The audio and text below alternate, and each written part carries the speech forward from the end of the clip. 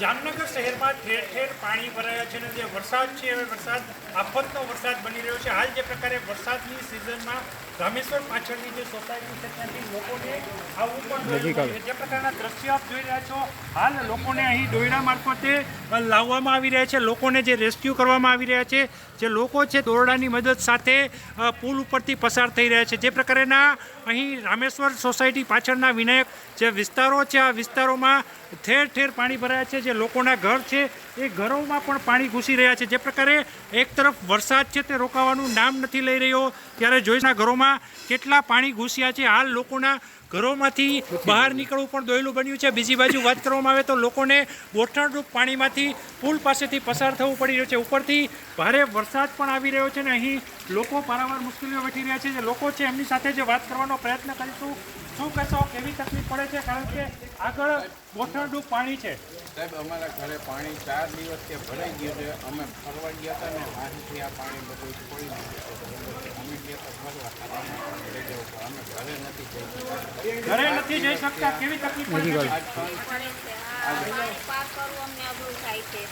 પાણીમાંથી પસાર થવું ખૂબ મુશ્કેલ બની રહ્યું છે. એક તરફ લોકોના ઘરની અંદર પાણી ઘૂસ્યા છે. હાલ જે પ્રકારે દ્રશ્ય જોઈ રહ્યા છો, લોકો મદદની ગુહાર માગી રહ્યા છે, પરંતુ અહીં જે પ્રકારે વાત કરવામાં આવે લોકોને કોઈ પણ જાતની મદદ નથી મળી અને લોકોની પાસે ન્યૂઝ 18 જ્યારે પહોંચ્યું ત્યારે પોતાની આપવીતી વર્ણવી અને લોકો તંત્રની બહારે આવે તે તંત્ર માટે ગુહાર લગાવી રહ્યા છે.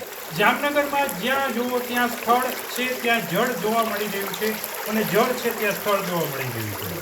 કારણ કે 3-4 દિવસથી જે અંધારધાર વરસાદ વરસી રહ્યો છે તેને લઈને અનેક વિસ્તારો બેટમાં ફેરવાયા છે. ત્યારે રામેશ્વર નગર પાછળ આવેલા વિસ્તારોમાં ન્યૂઝ 18 અહીં પહોંચ્યું ત્યારે જોઈ શકાય છે લોકોના ઘરની અંદર પણ પાણી જ પાણી જોવા મળી રહ્યા છે. લોકોના ઘર હાલ પાણીમાં ડૂબ થયા છે. અહીંથી હું જે દ્રશ્યો દેખાડી રહ્યો અંદર પ્રવેશવું પણ મુશ્કેલ બની રહ્યું છે. કારણ કે વરસાદના પાણી લોકોના ઘરની અંદર ઘૂસ્યા છે.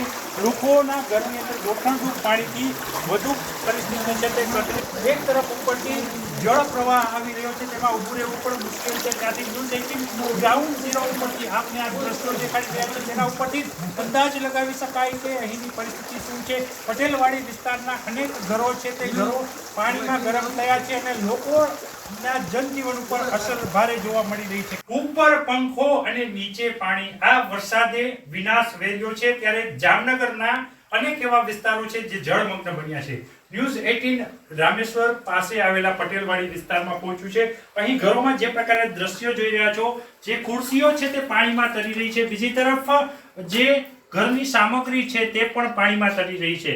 જે કાગળો છે, દૂધની થેલીઓ છે, જે સમગ્ર અહીં દ્રશ્યો જોઈ રહ્યા છો, ઘરની ઘરવખરી પાણીની અંદર જ જોવા મળી રહી છે. લોકોનું જનજીવન છે તે અસ્ત વ્યસ્ત બન્યું છે. ઘરની અંદર પ્રવેશો ત્યાં જ તમને રસ્તા ઉપર તો પાણી મળે, પરંતુ ઘરની અંદર પણ પાણી મળે. એક માળ છે તે હાલ ડૂબી ગયો હતો. ત્યાં હાલ ન્યૂઝ 18 પહોંચ્યું છે. અહીં જે પ્રકારે પટેલવાડીના દ્રશ્યો છે, જે બેનના ઘરે પહોંચ્યા છે તેમની સાથે સીધી વાત કરીશું. શું કહેશો બેન, શું નામ તમારું અને કેવી અત્યારે પરિસ્થિતિ છે? વરસાદને લઈને કેટલા દિવસથી આ પ્રકારની પરિસ્થિતિને શું કહેશો?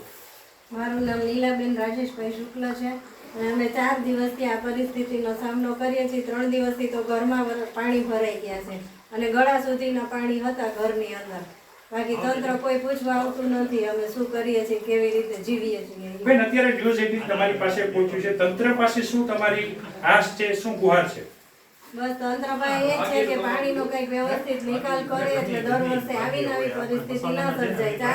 આજે 20 વર્ષથી અમે આવી જ રીતે ભોગવીએ છીએ. અત્યારે 15 ઇંચથી વધારે વરસાદ અહીં થયો છે, જેને લઈને ઘરમાં કેવી નુકસાની થઈ છે? ખાસ કરીને તમે અત્યારે કેવી રીતના રહ્યો છો? રાત કેવી રીતના વીતે? લાઇટ છે, પાણી છે, ખાવા પીવાની સામગ્રી છે, દૂધ છે, શું વ્યવસ્થા છે?